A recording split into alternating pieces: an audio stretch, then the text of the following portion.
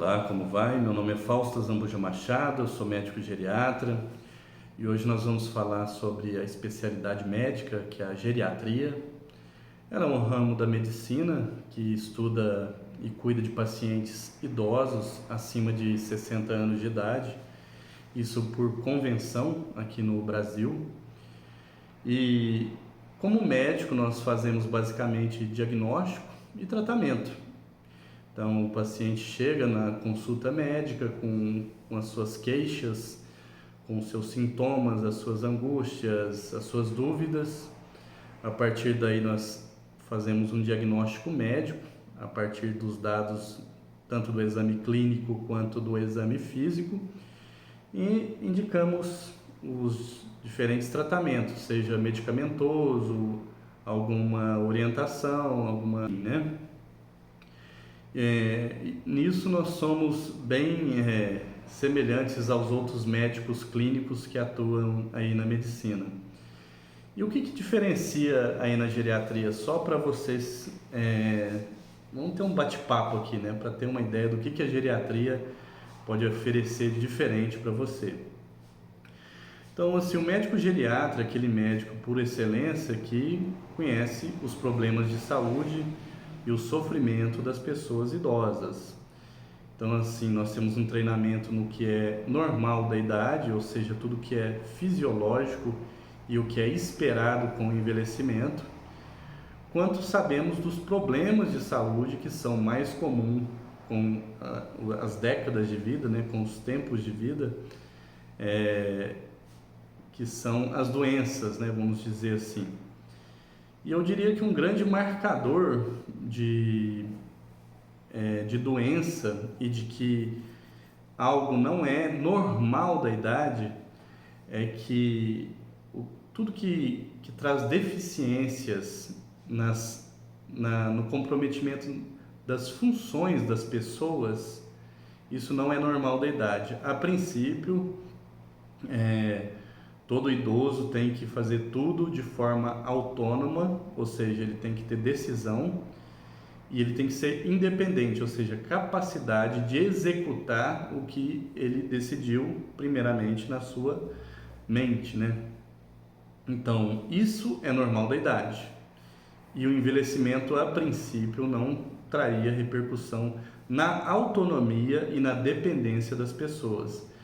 Mas enfim, com o envelhecimento é mais comum o aparecimento de problemas, de doenças, principalmente as doenças crônico-degenerativas. Ou seja, quanto mais idade, maior o problema, maior chance do problema aparecer. Tanto é que acima dos 80 anos, o estudo aqui em Caeté viu que, e a maioria dos estudos epidemiológicos viram o quê? Que praticamente 20% dos idosos acima de 80 anos desenvolverão a doença de Alzheimer. E esse foi o fator de risco mais importante aqui no estudo em Caeté, que é o estudo Pietá. Ou seja, a idade em si é um marcador de risco para a doença. Mas não é normal da idade, é mais comum, mas não é normal adoecer.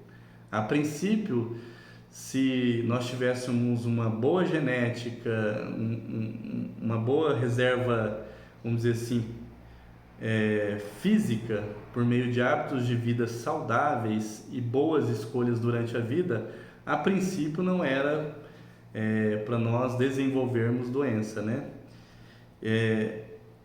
Qual que é a grande busca da medicina?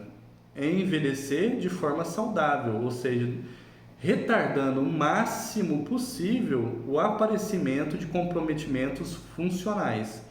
Ou seja, uma escala que a geriatria, e esse aí, vamos dizer assim, é o primeiro ponto aí de diferença para as outras especialidades, né? A geriatria usa muito de escalas, de formulários para nos dar uma ideia objetiva de como que está sendo o processo de envelhecimento naquela pessoa. Porque a idade em si, apesar de idoso no Brasil ser acima de 60 anos, a idade em si não é um bom marcador de saúde e de envelhecimento saudável. O envelhecimento em si, ele é muito heterogêneo. E uma das grandes ferramentas que nós usamos são as escalas funcionais, principalmente a escala de CATS, que é para ver atividades básicas de vida diária, quanto a de Lawton, que são as atividades instrumentais de vida diária.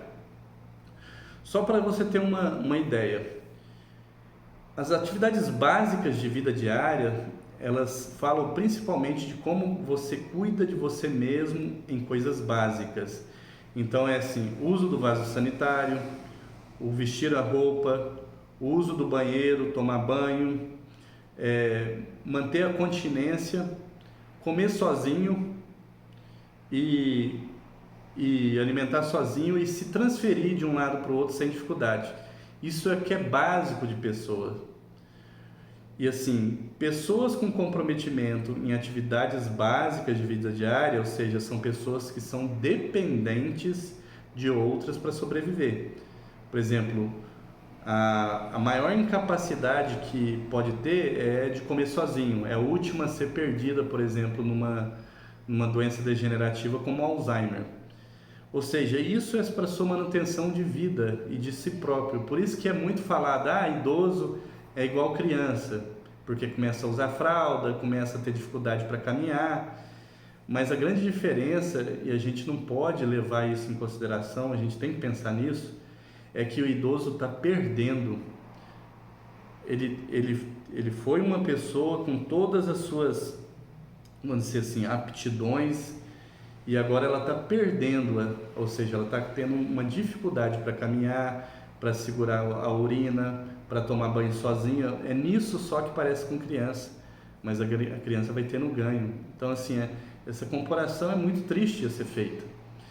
E as atividades instrumentais? As atividades instrumentais fala principalmente de habilidades sociais e de atividades mais pormenorizadas, mais detalhadas e que precisa de uma mente bem, um envelhecimento cerebral bem sucedido e a capacidade de execução boa. Então vamos dar exemplo de atividades instrumentais. O uso de telefone, fazer uma ligação para algum conhecido, algum serviço de urgência, isso é uma atividade instrumental. Por exemplo, dirigir um carro sozinho, ou seja, a pessoa tem que estar com uma boa velocidade de processamento, a localização espacial dela deve ser boa, o reflexo dela durante o trânsito, numa freada, quando precisar ser feito. E ela tem que ter o quê? Motricidade para isso, ela tem que ter independência ou seja, ela tem que ter força de preensão na mão, a mobilidade dos braços e das pernas tem que estar boa. Então isso são, vamos dizer assim, atividades mais refinadas. Por exemplo, sair para ir na padaria fazer uma compra, ou no mercado. Ou seja, a pessoa tem que estar com a mobilidade normal, tem que ter força nas pernas, tem que ter a capacidade de fazer um troco, de comprar, de lembrar o que teria que ser comprado. Então, é muito importante, é muito usado na geriatria essas escalas, porque ela dá essa noção. Por exemplo, no estadiamento de uma doença, vamos dizer, uma insuficiência cardíaca, um paciente com falta de ar, quando ele vai fazer compra. E vamos dizer que no decorrer dos anos ele perde função cardíaca, ou seja, a maior comprometimento cardíaco, e agora ele não consegue tomar banho sozinho. Ou seja, antes ele tinha um acometimento de atividade instrumental e agora ele tem um acometimento de atividade básica. Ou seja, qual que tem pior prognóstico e menor sobrevida? Aquele que não consegue nem tomar banho sozinho. Ou às vezes até parado ele tem falta de ar. Esses são os de pior prognóstico. Então você veja que o comprometimento funcional dá uma ideia de prognóstico a longo prazo e de gravidade da doença. Ou seja, o idoso que não consegue tomar banho sozinho é muito mais grave do que aquele que só não consegue ir na padaria por conta de cansaço cardiorrespiratório, vamos falar assim. Então isso dá uma noção de prognóstico. E também, fazendo o caminho inverso, dá para ver como que vai o tratamento de uma doença. Então, eu começo a entrar com medicação baseada em evidência científica para insuficiência cardíaca, e aquele paciente que tinha uma dificuldade para fazer compra, agora não tem mais, ou seja, ele está independente novamente, por meio de tratamento medicamentoso. Ou seja, isso também dá para avaliar como que foi a resposta ao tratamento. Então você veja como essas escalas funcionais da noção de prognóstico, da noção de resposta a tratamento, da noção de sobrevida e da noção de qualidade de vida.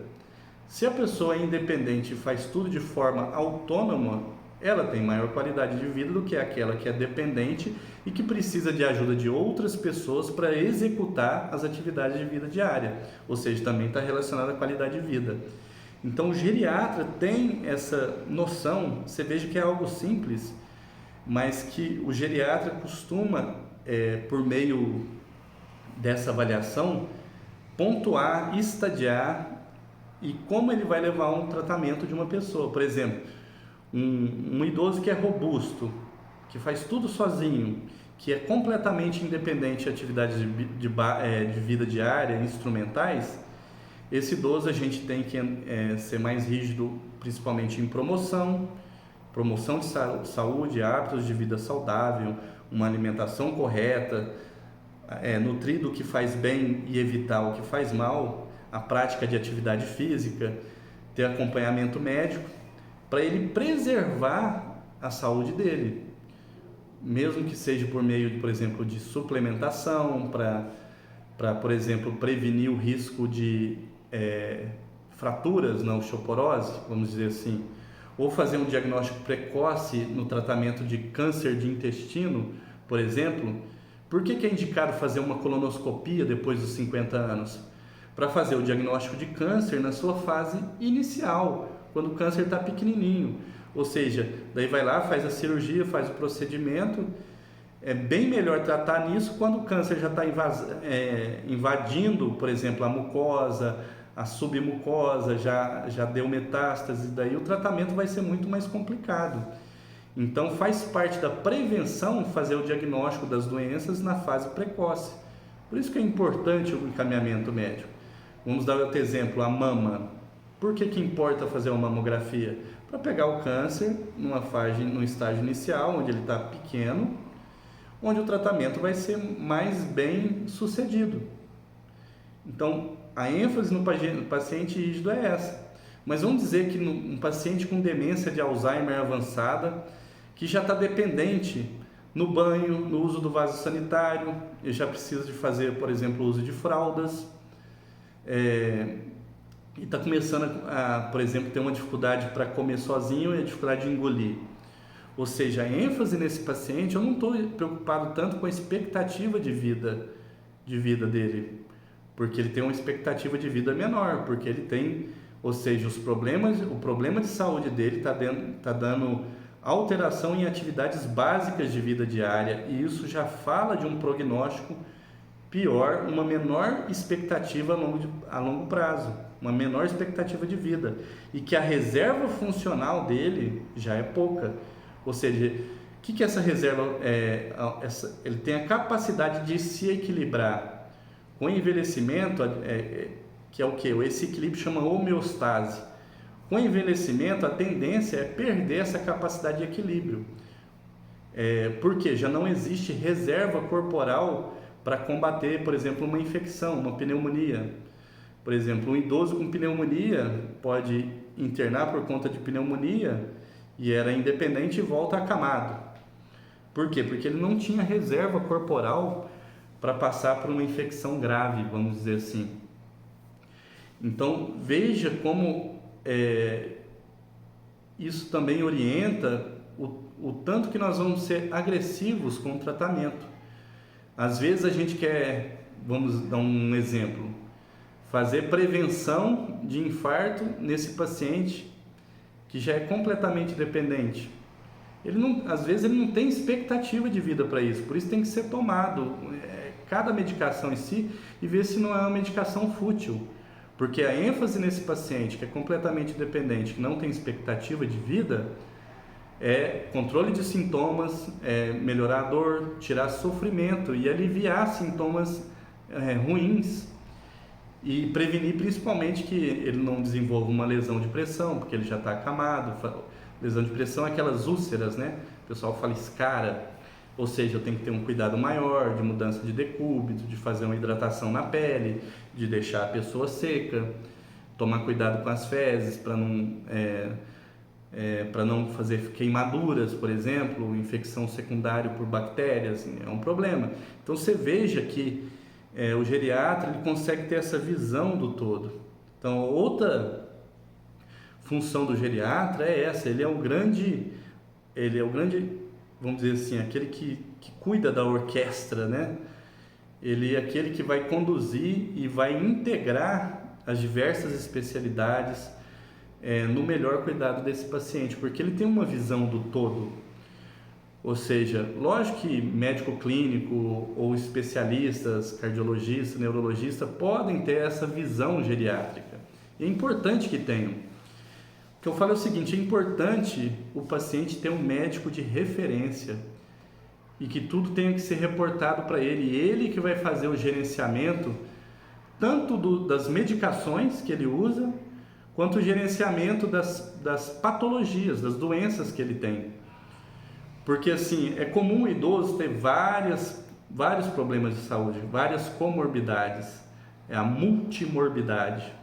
E se você for entrar com medicação para cada um desses problemas, isso pode ser um problema em si.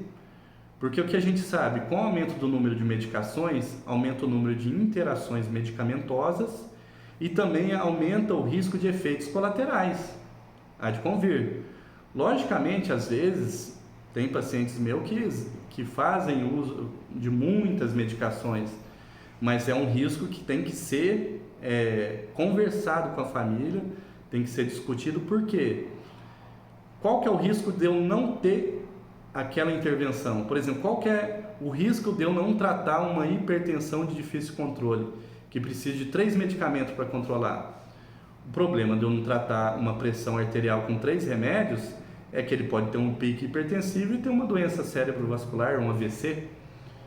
O problema de não tratar a glicose é que ele pode ter uma hiperglicemia, ter uma cetoacidose diabética, uma predisposição a infecções e hospitalizar por conta dessa glicose alta, começar a perder peso, desidratar. Então é importante tratar a medicação e tudo tem que ser visto na relação de risco-benefício. O geriatra tem que saber muito de farmacologia, de medicação, ele prescinde de usar esse tipo de medicação e às vezes ele tem que tirar o que é fútil. Eu vou dizer que uma das grandes ações do geriatra é tirar remédio. O uso de medicamentos inapropriados ou opções com menor efeito colateral, isso é onde o geriatra mais atua, eu posso falar, na iatrogenia medicamentosa principalmente. Então o geriatra tem essa visão do todo. Inclusive, não que o geriatra saiba tudo, lógico que não, ninguém é supremo, né, em si mesmo, né? Mas ele precisa de ajuda de outros profissionais, às vezes de outros especialistas médicos. Vamos dizer assim, tá desenvolvendo uma angina de início agudo, eu vou levar esse paciente para o hospital, fazer uma investigação cardiológica, ver se ele vai precisar de um cateterismo, colocar um stent. Isso aí é o especialista que vai fazer. Ou ele teve um quadro agudo de acidente vascular encefálico, internação em CTI, acompanhamento neurológico. Essas pessoas têm esse feeling e essa destreza em tratar esse tipo de paciente. Então, para que eu vou querer insistir numa coisa que eu não tenho a primazia em tratar? Então, eu encaminho esse paciente para o médico. Ou seja, outros profissionais, por exemplo, o paciente está com uma dificuldade em engolir. O profissional da fonoaudiologia é o que vai estar mais habilitado para ver a questão da deglutição, nas diferentes consistências, ou propor algum tipo de alimento, de mudança na consistência do alimento, ou na temperatura do alimento, no tempero, que vai ajudar esse idoso a engolir, ou alguma manobra. Então eu chamo a fonoaudiologia. Vamos dizer que o idoso está começando com uma dificuldade para caminhar, com um aumento de risco de queda, está com uma sarcopenia, ou seja, a musculatura está começando a ficar diminuída, com mais gordura, com menos músculo. Eu chamo um profissional da fisioterapia para fazer um fortalecimento muscular, ou um educador físico, se ele não tiver nenhuma patologia importante do sistema osteomuscular, igual uma artrose, osteoporose. Se for um idoso mais rígido, às vezes um educador físico resolve. Agora vamos dizer que esse idoso está com risco de desnutrição. Eu preciso da avaliação do nutricionista. Olha, está precisando ser oferecido alimentos, está tendo que mudar a consistência, o cardápio dele está precisando ser restringido, por exemplo, proteína de origem animal. O nutricionista ajuda. Então você veja que o geriatra, esse profissional envolvido com uma equipe multidisciplinar, ou seja, um conjunto de profissionais visando o bem-estar daquele paciente, sempre melhorando o quê? Qualidade de vida, melhorando sobrevida, melhorando os desconfortos. Então o geriatra ele atua tanto no idoso robusto, rígido, completamente independente, como ele age lá na ponta, nos cuidados paliativos, aquele idoso com uma doença terminal, sem expectativa de vida e no alívio de sintomas. Então você veja como precisa dessa figura desse médico que tem essa noção. Falando em idoso rígido, né, a gente pode propor, por exemplo, suplementação com vitaminas, sais minerais, tem os seus usos estritos. Podemos usar da prática de fitoterápicos, que são medicamentos naturais, que tem uma tradição de uso de vários anos, às vezes mais de 100 anos, que tem um uso consagrado já e que tem um perfil de efeito colateral melhor do que a medicação alopática. Toda medicação em si tem um efeito colateral. Vou dar um exemplo. Por exemplo, vamos usar esses medicações para melhorar sintomas dispépticos, né? Queimação no estômago, refluxo. Existem os prazóis, né? Um pantoprazol. Existem pacientes que melhoram o quê? Com espinheira santa. Ela age diferentemente do pantoprazol, que tira a acidez do estômago, e ela cria um muco de proteção na barreira do estômago. E muitos pacientes respondem com a espinheira santa. Então eu posso prescindir também de usar o que? Fitoterápicos. Outro exemplo, em vez de eu tomar um anti-inflamatório não esteroidal, dá um exemplo, diclofenac, nunca tome remédio sem orientação do seu médico. Eu posso orientar a tomar uma cúrcuma, que é um fitoterápico que tem ação anti-inflamatória e que tem confirmação clínica baseada em evidência que pode melhorar sintoma de osteoartrose, sintoma doloroso de osteoartrose. Então a gente pode prescindir disso.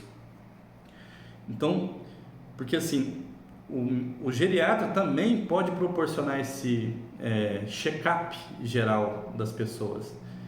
Quando a gente vai pensar no check-up, toda doença ela tem uma história natural.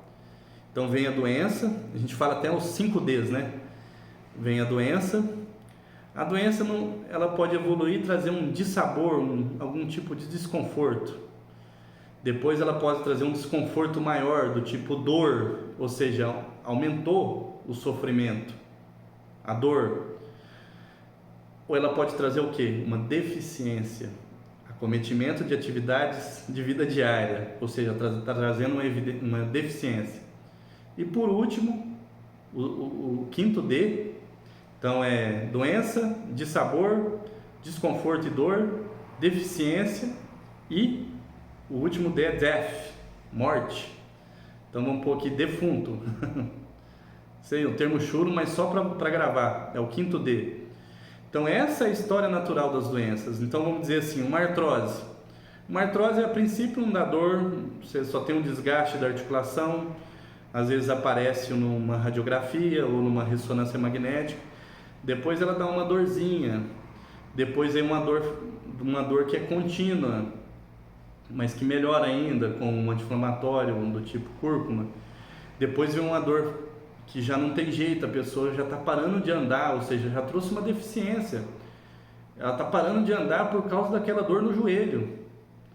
Então ela tem um problema que não é normal da idade. Tem até uma brincadeira, né? Ah, mas doutor, o outro joelho meu não dói, só esse joelho que dói. E eles têm a mesma idade. Ou seja, a artrose trouxe uma deficiência, ou seja, um comprometimento funcional. E às vezes eu tenho até que trocar, fazer uma artroplastia de joelho para a pessoa começar a andar de novo, ser independente na transferência dela. Então, a prevenção vai dessa extremidade à outra. Eu dei o exemplo da artrose, vamos dar outro exemplo. Pressão arterial, outro exemplo. A pressão você não sente nada, depois começa a ter um inchaço na perna porque já teve uma lesão no rim. E depois eu tenho que ir na diálise, ou seja, o rim já não está funcionando, já teve uma deficiência renal, uma insuficiência renal crônica, necessidade de diálise. Então ali já está desconfortável, tem a dor do procedimento, tem que ir lá 3 vezes por semana. Ou seja, não era muito mais fácil prevenir lá a diabetes, a pressão alta, o sedentarismo, a obesidade lá no princípio? Então a geriatria tem essa visão do todo, uso de suplementação, de vitaminas. Lógico que tudo que é estudado a longo prazo, é muito difícil você ver o benefício de uma vitamina, porque ela é diluído. Todos os problemas de saúde têm uma gênese, uma fisiopatologia, mas você veja que essas vitaminas, suplementação, é muito mais difícil ver o benefício dela a longo prazo, porque seria o estudo de anos de vida, são estudos de coorte, que a gente fala, estudo longitudinal, onde compararia grupo de pessoas que fizeram determinada ação com as que não fizerem e ver durante a linha do tempo quais evoluíram bem e qual não evoluiu bem. Mas a gente vê que, por exemplo, reposição de vitamina B12 em paciente, às vezes eles voltam a andar, melhora a força. Vitamina D, mesma coisa, muito comum a deficiência de vitamina D. Reposição de cálcio para prevenção de osteoporose e fratura nos idosos, tem muito uso, fazer a densitometria, ver como é que está. Uso de suplementação para músculo, uso de suplementos alimentares para melhorar atividade muscular, junto com a atividade física. Então você veja que a gama de ações do geriatra é muito grande. E tudo isso deve ser levado em conta, né, na avaliação geriátrica. Ou seja, a avaliação geriátrica ela é uma avaliação multidimensional. Outra coisa que os geriatras têm muita, vamos dizer assim, tem uma melhor lida para cuidar desse tipo de paciente, é os pacientes com demência. Ou seja, pacientes com problemas de memória. Na máxima, problema de memória que traz acometimento de atividades instrumentais de vida diária, provavelmente não é normal da idade e não é um problema de memória tranquilo de ser resolvido. Provavelmente se trata de uma demência. Então, assim, o geriatra é esse médico que tem esse feeling pelas demências, ele sabe diagnosticar. Lógico que qualquer profissional que tiver treinamento para testar, fazer uma triagem cognitiva, ele também vai estar apto a tratar dos pacientes com Alzheimer. Seja o neurologista, o psiquiatra, o clínico, são os médicos que estão mais envolvidos nesse tipo de tratamento. Então o geriatra ele consegue fazer essa triagem cognitiva inicial para avaliar a função mental do paciente, ou ver como é que está a memória, a orientação no tempo, a orientação no espaço, a capacidade do paciente fazer cálculos, nomear os diferentes objetos, ver a função executiva dele, a capacidade de resolver problemas, vamos dizer assim, a função visoespacial de fazer desenhos complexos, de saber onde ele está em casa, de fazer um caminho no bairro que ele conhece, isso é função visoespacial. A função motora, ver se o paciente está mexendo, tem força de preensão na mão, se ele está movimentando os 4 membros, os superiores e os inferiores. Você veja que tudo isso a gente avalia na consulta de rotina, né? O estado mental do paciente também. Se ele tem sintomas depressivos ou sintomas ansiosos, ou está fazendo outros sintomas comportamentais, por exemplo, ver coisas que não existem. Estou recebendo a visita de uma menina no quarto, ou um delírio, ou seja, ideias erradas que não condizem com a realidade. Por exemplo, o paciente vem reclamando que a esposa dele está traindo, que ele está sendo roubado pelos filhos. Lógico que isso pode ser real, mas pode ser um delírio, um sinal de doença. Então isso precisa ser avaliado, e precisa da figura de alguém que more com esse idoso, que ajude a cuidar dele, para passar essa ideia para o médico. Então, às vezes, outra coisa comum na consulta geriátrica é que vem o idoso e que vem alguém que conheça o idoso e que saiba pelo que ele está passando e os comprometimentos que ele está passando. Lógico que existe também o contrário, aquele familiar que quer abusar financeiramente, por exemplo, do idoso, quer pegar a renda do idoso. Tudo isso, ou risco de maltrato, tudo isso a gente tem que prestar atenção. Você veja que não é fácil, e às vezes há a necessidade de ter uma continuação, ou seja, você ter um médico de referência que te conheça, saiba como que é o seu basal, como que você é, e qualquer detalhe que está sendo perdido, ou um detalhe novo, o médico já conhece, porque já se tornou uma referência ao cuidado daquele paciente. Então, o geriatra é esse médico que vai centralizar e vai dar um acompanhamento durante os anos. Ou seja, o médico, quanto mais antigo o médico que cuida de você, melhor. Por quê? Porque ele tem mais dados clínicos e já te conhece com profundidade os seus problemas. Lógico que o médico pode pedir essas informações, pode enviar formulários para serem respondidos a posteriori, manda no e-mail, para dar uma maior ideia do que está acontecendo com o idoso. Por exemplo, uma escala de depressão geriátrica, um inventário neuropsiquiátrico, que é para ver justamente a presença de sintomas neuropsiquiátricos ou comportamentais. Então, você veja como é importante continuidade. O idoso precisa de alguém de referência. Isso que eu queria falar, isso que eu queria pontuar. E o geriatra, ele tem, por tratar de pessoas com demência, seja as diferenças, a mais comum, lógico, é o Alzheimer, mas tem, por exemplo, a demência frontotemporal, a demência associada à doença de Parkinson, a afasia progressiva primária, degeneração córtico-basal, demências de corpos de Levy, enfim, tem várias.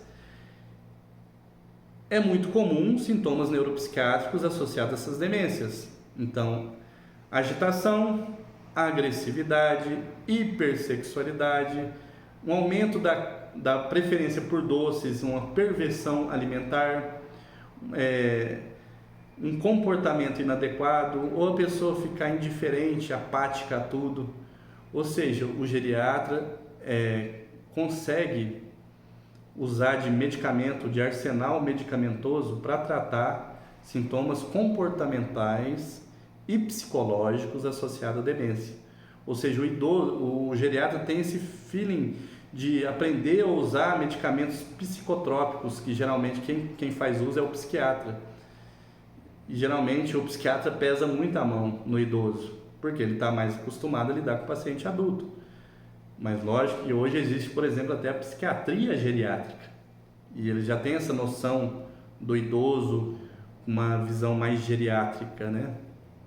Enfim, mas é outro diferencial do geriatra. Mas é isso. Eu acho que era mais um bate-papo mesmo. Eu queria só mostrar para vocês conhecerem um pouco da geriatria e falar que qualquer médico pode ser uma referência de médico. Lógico que a experiência conta. Tem um colega, um paciente que virou amigo, né? Fala assim, olha, depois de 10 anos o profissional fica bom.